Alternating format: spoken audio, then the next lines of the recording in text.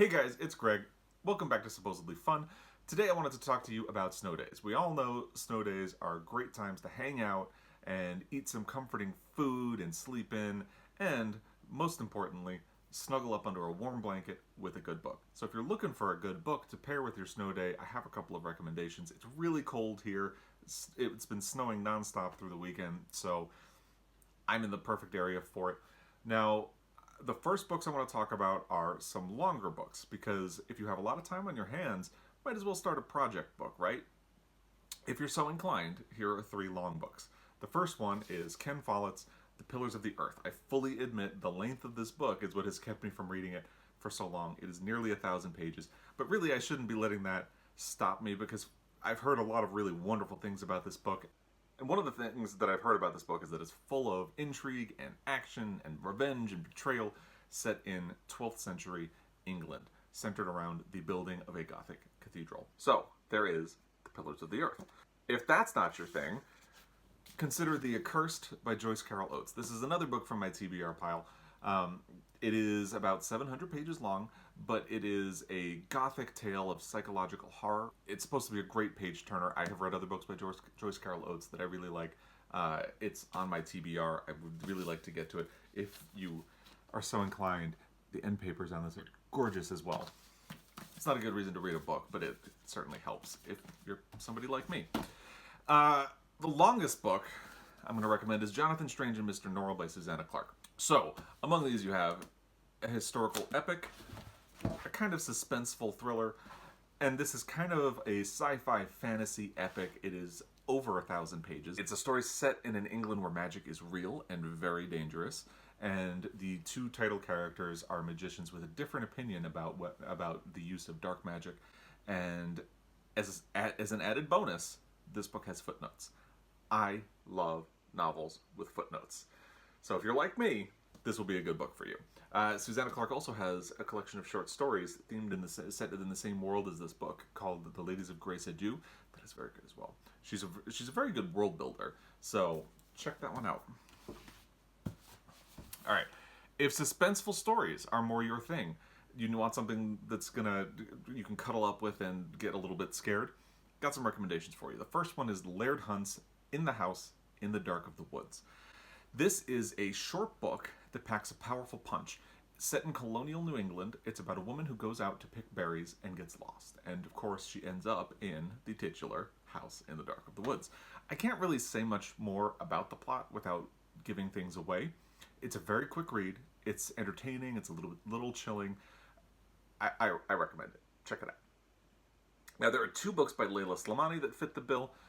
You could choose The Perfect Nanny, which was one of the New York Times top 10 books of 2018, or you could go with Adele. Both of them are literary fiction books that are written in the style of psychological thrillers. They're both really easy to get through. I read The Perfect Nanny, I think, in 2, maybe 3 days, and I read Adele in a single day over this weekend because the weather was really bad outside. So those are really good options as well. And then you have All the Birds Singing by Evie Wyld. Now, the protagonist of this book lives alone in an isolated farmhouse on a British island, and something is killing her sheep every few days. And she doesn't know if it's an animal or a person or something from her past coming back to get her. I have a lot of things to say about this book, and I can't really say anything else about it because I don't really want to give away the twists and turns. It has a really cool cover as well. So, there you go.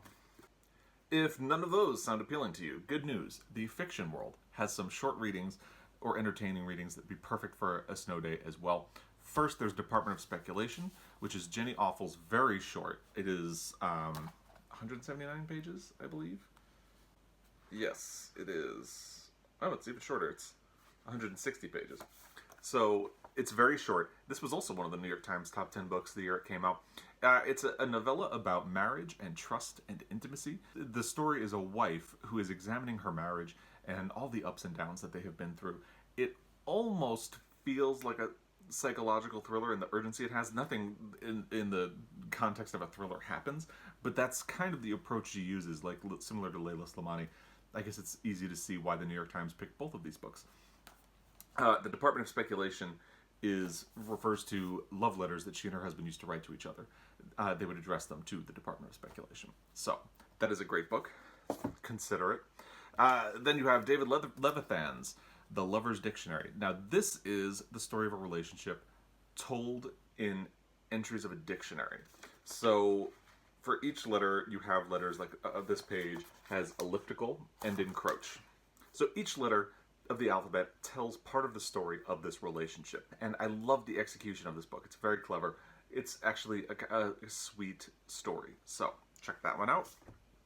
Or you can check out a short story collection, because the benefit of a short story collection is that you can read as much or as little as you want. And I'm going to recommend Lucia Berlin's A Manual for Cleaning Women. I feel like the stories in this collection are like a bag of potato chips. You can think that you're only going to eat one or a small handful, but before you know it, the bag is empty. I really love these stories. They're very good. Actually, this was also a New York Times top 10 book of the year, wasn't it? Yes, it was one of the 10 best. So yes, I love Lucia Berlin. I think you'd like it. Short stories are great for snow days. And of course, if all else fails, go for something funny. I would recommend Sarah Vowell's Assassination Vacation. I don't know why I'm having trouble saying the word vowel. But anyway. Now this certainly isn't conventionally funny. It's a nonfiction book about each of the presidents of the United States who have been assassinated. Doesn't sound like comedic fodder, but Sarah Vowell is a very funny lady. She has a very funny approach to history and how she talks about it, how she teaches it, and I really liked that approach a lot. I thought it's a fascinating story, and the way she writes it, it's laugh out loud amusing. This is actually the book that taught me that I can really get into and love nonfiction books. I struggled with nonfiction for a really long time, and this is the one that helped me turn the corner. So check it out. If you like office comedies, check out Then We Came to the End by Joshua Ferris, which actually I think was also a New York Times top 10 book of the year. So apparently there's a theme in this list that I hadn't thought about until I started recording. But anyway, this is a sharply observed comedy about people sharing space in an office. And there's a surprisingly heavy twist that somehow doesn't make the book miss a beat. I definitely recommend this book. When I worked at Borders, I recommended this to a lot of people, and when they came back, they would tell me that they liked it. So this one was always a success. And finally, you can always go with a comedy legend, Tina Fey and Bossy Pants. I love Tina Fey, so maybe I'm a little bit biased. But I think this is an undisputed delight.